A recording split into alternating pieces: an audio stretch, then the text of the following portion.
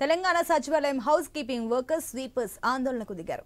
సూపర్వైజర్లు కొంతకాలంగా తమపై లైంగిక వేధింపులకు పాల్పడుతున్నారని, కులం పేరుతో దూషించడమే కాకుండా దళిత మహిళలు అంటూ అవమానిస్తున్నారని సిబ్బంది ఆవేదన వ్యక్తం చేశారు.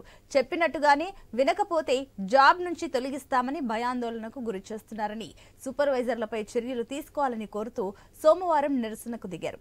సిబ్బంది ఆందోళనతో ఉదయం నుంచి కాంట్రాక్టర్ను సంప్రదించేందుకు ఉన్నత అధికారులు ప్రయత్నించినా కేవీఆర్ యాజమాన్యం అందుబాటులోకి రాలేదని తెలుస్తుంది.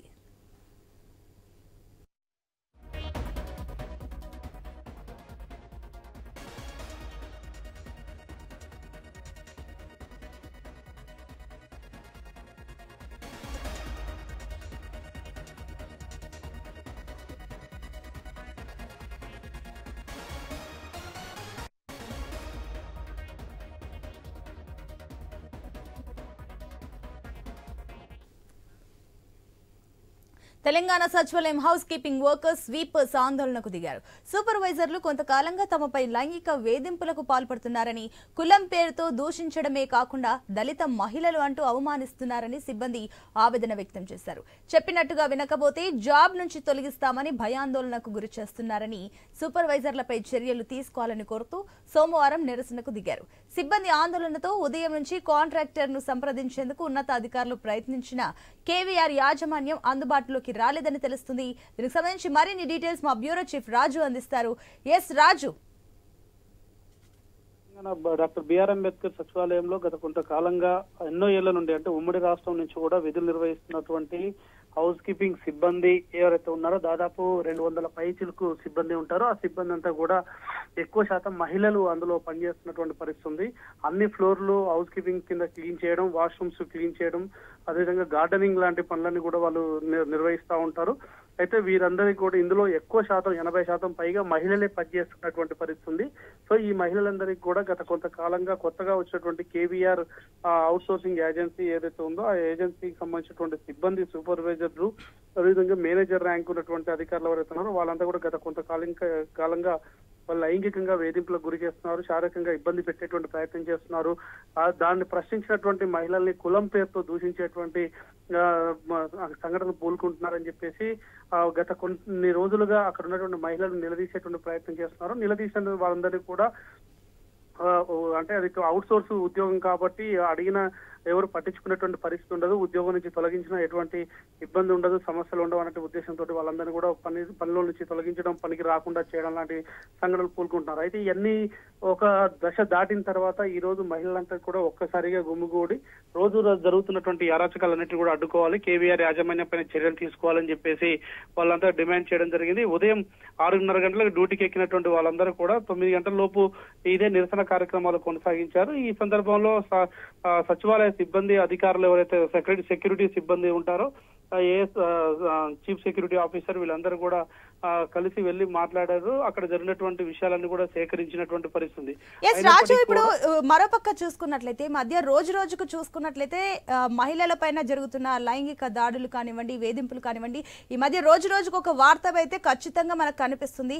మరోపక్క చూసుకున్నట్లయితే ఇది ఎక్కడో కూడా కాదు, గ్రామాల్లో, పల్లెల్లో ఇలాంటి సంఘటనలు మనకు కనిపిస్తుంది. కానీ ఇక్కడ సచివాలయం సిబ్బంది విషయంలోనే ఇలా జరుగుతుందంటే అక్కడ ప్రభుత్వ పాలన ఏ రకంగా ఉంది, అక్కడున్న అధికారుల వ్యవహార తీరు ఏ రకంగా ఉంది, నిమ్మకు నీరెత్తినట్లు వ్యవహరిస్తున్నారు అనుకోవచ్చా? ఏంటి ఇంత దూరం వచ్చి రావడానికి కారణం ఏంటి? ఎందుకు ఇన్ని రోజులుగా వారు ఇవన్నీ కూడా భరిస్తూ వస్తున్నారు?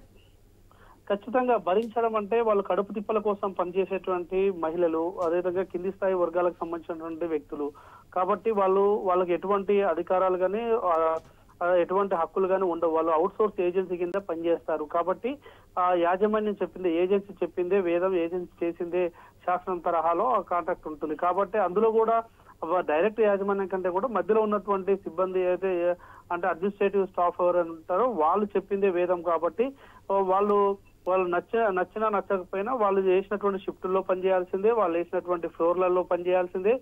వాళ్ళు మాట వినకపోతే వాళ్ళకి కావాల్సినటువంటి పద్ధతిలో శిక్ష వేసేటువంటి ప్రయత్నంలో భాగంగానే పనులు మారుస్తూ ఉంటారు. వాళ్ళకి అటెండెన్స్ కూడా తగ్గించే ప్రయత్నం చేస్తారు. వర్షాన్ని పడ్డప్పుడు లేదా ఇతర సందర్భాల్లో బస్సులు ఆలస్యమైనప్పుడు కాస్త లేట్ గా వచ్చినా వాటన్నిటికీ పనిష్మెంట్ చేసేటువంటి ఒక కక్షపూరిత ధోరణి కూడా వ్యవహరిస్తారని చెప్పేసి కూడా చెప్తున్నారు. సో ఈ రోజు ఇదే అంశం ఒక పూర్తి స్థాయిలో విజృంభించినటువంటి పరిస్థితి ఉంది. మహిళలంతా కలిసి నిలదీసేటువంటి ప్రయత్నం చేశారు.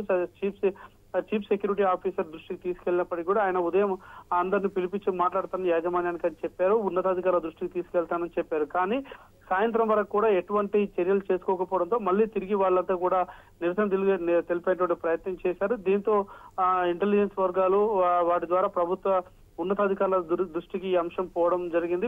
ఈ నేపథ్యంలో ప్రభుత్వం నుంచి కూడా కాస్త స్పందన కనిపిస్తున్నట్టు తెలుస్తోంది. రేపు ఉదయం వీళ్ళందరితో కూర్చొని మాట్లాడి వాళ్ళ సమస్యల్ని పరిష్కరించే విధంగా చర్యలు తీసుకుంటామన్నారు. ముఖ్యంగా గతంలో కూడా ఇటువంటి సంఘటనలు జరిగినాయి. ఇదంతా కూడా గత ప్రభుత్వ హయాంలో ఉన్నటువంటి కీలక మంత్రి బంధువుకు సంబంధించినటువంటి ఏజెన్సీగా ఈ సంస్థను పేర్కొంటా ఉన్నారు. కాబట్టి వాళ్ళకున్నటువంటి బల ఏదైతే ఉందో వాళ్ళకున్న నెట్వర్క్ దృష్ట్యా ఇటువంటి చర్యలకు పాల్పడుతున్నారు. కాబట్టి మా మీద లేదంటే ఇప్పుడు ఈ అంశాలన్నీ కూడా మీడియా దృష్టికి తీసుకెళ్ళినా లేదా ఇతర అధికారుల దృష్టికి తీసుకెళ్ళినా మా ఉపాధి కోల్పోయేటువంటి ప్రమాదం ఉంది. కాబట్టి ఖచ్చితంగా మాకు న్యాయం చేయాలి. ఈ అంశాల దృష్టిలో పెట్టుకొని మహిళల్ని శారీరకంగా లైంగికంగా వేధిస్తున్నటువంటి వాళ్ళందరిపైన కూడా చర్యలు తీసుకోవాలి, మాకు ఉద్యోగ రక్షణ కల్పించాలని చెప్పేసి ఆ మహిళలతో రాజు మరోపక్క చూసుకున్నట్లయితే ఇందాక మీరు చెప్పినట్లుగా గత ప్రభుత్వం నుంచి కూడా ఇలాంటి వేధింపులకు గురవుతున్నారు అన్నప్పుడు కాంగ్రెస్ సర్కార్ ప్రభుత్వంలోకి వచ్చిన తర్వాత అన్ని వ్యవస్థలను కూడా ఒక రకంగా బ్యాక్గ్రౌండ్ ఎంక్వైరీ చేస్తూ వస్తున్నారు, వ్యవస్థల్ని మారుస్తున్నారు, కొత్త అధికారులను నియమిస్తూ వస్తున్నారు. మరి ఎందుకు సచివాలయంలో కేవీటీ యాజమాన్యం గురించి బ్యాక్గ్రౌండ్ ఎంక్వైరీ చేయలేకపోయిందా కాంగ్రెస్ ప్రభుత్వం? ఆ రకంగా చర్యలు తీసుకోలేకపోయిందా?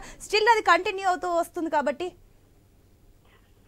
దీనికి సంబంధించి కూడా ఒక విచారణ జరుగుతుందనేటువంటి సమాచారం అంతర్గతంగా కేవీఆర్ యాజమాన్యంతో పాటు సచివాలయంలో ఉన్నటువంటి క్యాంటీన్ యాజమాన్యం పైన కూడా ఒక చర్యలు తీసుకోవాలని చెప్పేసి ఇప్పటికీ అనేక ఫిర్యాదులు అందాయి. ఈ నేపథ్యంలో ఆ ఫిర్యాదులకు సంబంధించిన అంశాలపైన కూడా విచారణ చీఫ్ సెక్రటరీ స్థాయిలో జేఏడీ అధికారులు విచారణ చేస్తున్నట్టుగా తెలుస్తా ఉంది. క్యాంటీన్ ఆ వ్యవహారాలతో పాటు ఇటు కేవీఆర్ యాజమాన్య వ్యవహారాలు కూడా ముదిరి పాకాన పడ్డట్టు పరిస్థితుంది. క్యాంటీన్ కూడా త్వరలోనే రీటెండర్ పిలవాలని చెప్పేసి కొన్ని ఏళ్లుగా పాతుకుపోయినటువంటి రెండు సంస్థలను పీకేయాలని చెప్పేసి కొత్తగా టెండర్లు ఆహ్వానించి టెండర్ల ద్వారా వచ్చేటువంటి కొత్త యాజమాన్యాలకి ఇది అప్పచెప్పేసి ఆ నియమ నిబంధనలు మార్పు చేసి వాళ్ళ ఉపాధికి సంబంధించినటువంటి రక్షణ కల్పించడంతో పాటు వారికి మరింత వేతనం పెంచేటువంటి ఆలోచన కూడా చేయాలని చెప్పేసి రాష్ట్ర ప్రభుత్వం నిర్ణయం తీసుకున్నట్టు తెలుస్తుంది. అయితే ఇందులో యాజమాన్యాల కేవీఆర్ యాజమాన్యం కావచ్చు, క్యాంటీన్ యాజమాన్యం కావచ్చు, కొంతమంది ఉద్యోగ సంఘాల నాయకుల యొక్క మద్దతుతోటి ఇటువంటి అరాచకాలకు పాల్పడుతున్నారనే ఒక ప్రచారం కూడా బాగా కొనసాగుతా ఉంది. ఉద్యోగ సంఘాలకు సంబంధించినటువంటి ఖర్చులు కావచ్చు, వాళ్ళ యొక్క సమావేశాలకు అయ్యేటువంటి నిధుల సమీకరణ కావచ్చు, ఈ రెండింటి నుంచే వస్తుందన్నటువంటి ప్రచారం కూడా సాగుతా ఉంది. దానికి లొంగిపోయి కొంతమంది ఉద్యోగ సంఘాల నేతలు వారికి మద్దతు పలికే ప్రయత్నం చేసి తమ ఇన్ఫ్లుయెన్స్ ని జీఏడీ అధికారుల పైన చూపెట్టి యాజమాన్యాలకు ఎటువంటి ఇబ్బంది కలగకుండా చేస్తున్నారన్న ప్రచారం కూడా ఉంది. సో ఈ అన్నిటి అంశాలపైన కూడా ఇంటెలిజెన్స్ అధికారులు కూడా విచారణ కొనసాగించి తగు నిర్ణయం తీసుకోవాలని చెప్పేసి కూడా ఉద్యోగులు ఆ సిబ్బంది కోరుతా ఉన్నారు. రాజు, ఫైనల్ గా చూసుకున్నట్లయితే ఇప్పుడు సచివాలయంలో ఏదైతే నిరసన చేస్తున్న మహిళలు కూడా ప్రత్యేకించి ఒక మాట అయితే అనడం జరుగుతుంది, మాపై దుర్భాషలు ఆడుతున్నారు, లైంగికంగా వేధిస్తున్నారు, దళితులంటూ కూడా చిన్న చూపు చూస్తున్నారంటూ కూడా కమెంట్స్ అయితే చేయడం జరిగింది. మరోపక్క అటు బీఆర్ఎస్ నేతలు కూడా దళితుల విషయంలో ప్రభుత్వం చిన్న చూపు చూస్తుంది అంటూ కూడా దళితుల దగ్గరికి వెళ్లి పరామర్శించడం, ఇలాంటి చర్యలు కూడా మనం చూస్తున్నాం. సో మొత్తమే చూసుకున్నట్లయితే ఇది రాజకీయంగా కూడా చూసే అవకాశాలు ఉన్నాయనుకోవచ్చా?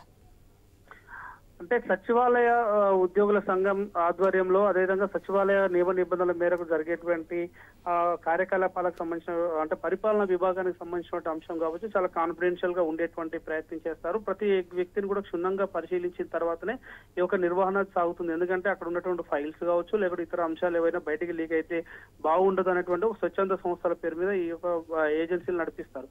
అయితే ఏ ప్రభుత్వ అధికారంలో ఉన్నా ఆ ప్రభుత్వానికి అనునాయులుగా ఉండేటువంటి వాళ్ళకు మాత్రమే ఏజెన్సీలు టెండర్లు వచ్చే విధంగా కొంతమంది అధికారుల లోపాయకరి బుద్ధి ద్వారా ఈ విషయాలను కూడా బయటికి వెళ్ళడం వల్ల టెండర్ కంటిన్యూ ఒక్కరే దక్కించుకునేటువంటి పరిస్థితి ఉంది. గత ఉమ్మడి రాష్ట్రం నుంచి కూడా అంటే తెలంగాణ ఏర్పడి 10 సంవత్సరాలు అయినప్పటికీ కూడా అంతకంటే ముందు ఉమ్మడి రాష్ట్రంలో ఉన్నటువంటి క్యాంటీన్ నిర్వహణ ఇప్పటికి కూడా కొనసాగుతా ఉంది తెలంగాణ రాష్ట్రేతరులకు సంబంధించినది. ఈ కేవీఆర్ యాజమాన్యం కూడా తెలంగాణ కంటే ముందు ఒకరు, తెలంగాణ వచ్చిన తర్వాత 10 సంవత్సరాలుగా ఒకరే కొనసాగుతున్నటువంటి పరిస్థితి కనిపిస్తా ఉంది. సో ఇలా పాతుకుపోవడం వల్ల అధికారులతోటి లాబియింగ్, అధికారులతోటి లోపాయకర ఒప్పందాలు కావడం వల్ల ఈ యొక్క పరిస్థితి నెలకొంది. ఎవరిని చెప్పినా ఎవరు వెళ్ళి మొరపెట్టుకున్నా తమకు పరిష్కారం జరగదు, న్యాయం జరగదు అనేటువంటి భయానికి లోనై కొంతమంది మహిళలు అనివార్యమైన పరిస్థితుల్లో గత్యంతరం లేక కుటుంబాన్ని గడుపుకోవడం కోసం ఈ వేధింపులకు గురవుతూ పనిచేస్తున్నటువంటి పరిస్థితి ఉందనేది మనకు స్పష్టంగా తెలుస్తా ఉంది.